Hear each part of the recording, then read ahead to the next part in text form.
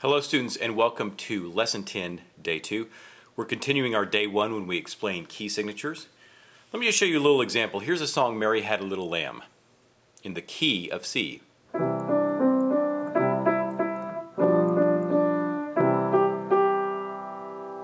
Remember when you played this, there were no sharps or flats? Now I'm going to take it to the key of D.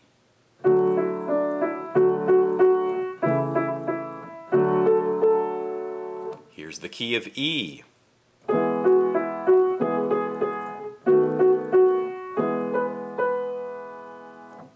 Notice when I played the first little part of Mary Had a Little Lamb in those three keys, on the one hand it all sounded like the same song, didn't it? You could all tell it was Mary Had a Little Lamb. But on the other hand it sounded kind of different because I was using different notes. I was, after all, in a different key. That's what I mean by key signatures being tied to vocal range. Maybe a long time ago one person could only sing up to here, so they'd have to put it in the key of C. Another person maybe liked to sing higher, so they'd put it up here. Key signatures just developed over time. I'm sure a music historian could answer this question better than me, but we're not really in for a music history lesson here. We just really want to know how these things work. But over time, people started discovering this. This thing is called the scale.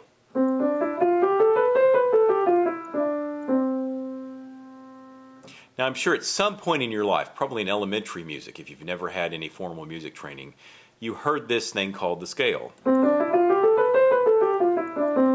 And remember, it was do, re, mi, fa, sol, la, ti, do, and you put those syllables with it.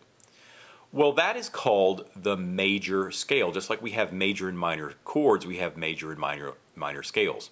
And composers and songwriters started thinking hundreds of years ago that that sounded really good, and they noticed, hey, when we start this scale on C, it sounds good with no sharps or flats. And they said, hey, when we play songs that use most of these notes, C, D, E, F, G, A, B, C, that's called playing something in the key of C. And of course, the C chord went with that scale. Notice how chords and scales and key signatures are related. A lot of people teach these as separate things. They'll teach chords here, then they'll go teach scales, then they'll go teach key signatures. I like to teach them as one big idea. Well, later composers realized that if you start a scale on F, you better have a B flat in it. It just kind of makes more sense to have a B flat in it. It just sounds the same way. And that's why when you played Amazing Grace in the key of F, you always play B flat. Look what happens if I don't put it. Sounds really funny. That's kind of a funny type of scale right there. And then same thing for G. Remember when you played Deck the Halls, you had that F sharp. And you know, you can look at some of the other key signatures. Look at one of the harder ones. Look at E.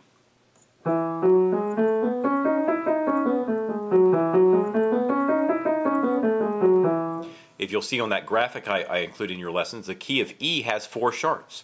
F sharp, C, G sharp, C sharp, and D sharp. Notice when you do that scale thing, it really makes sense to have those 4 sharps. So to recap this video, scales, chords, and key signatures go together. And hopefully this will answer the question of why a key that has 1 flat is this key of F, or 1 sharp is the key of G. If you'd like, as an experiment, you can go and, you know, for example, with the B flat key signature, you can go play B flat, C, D, E flat, F, G, A, B flat, and you'll see that that sounds fine. You can figure out any scale by knowing the key. If you want to figure out the A flat scale, you just look at the key signature. You know it has A flat, B flat, C, D flat, F, E flat, F, G, A flat. Okay? That's why I think it's a mistake for a lot of people to teach scales, but they don't teach key signatures. Alright, so this is your music theory component of this lesson, lesson and the lesson before it. In the next 2 videos, you're going to get to go back and play some of your songs, this time with a guitarist and a singer.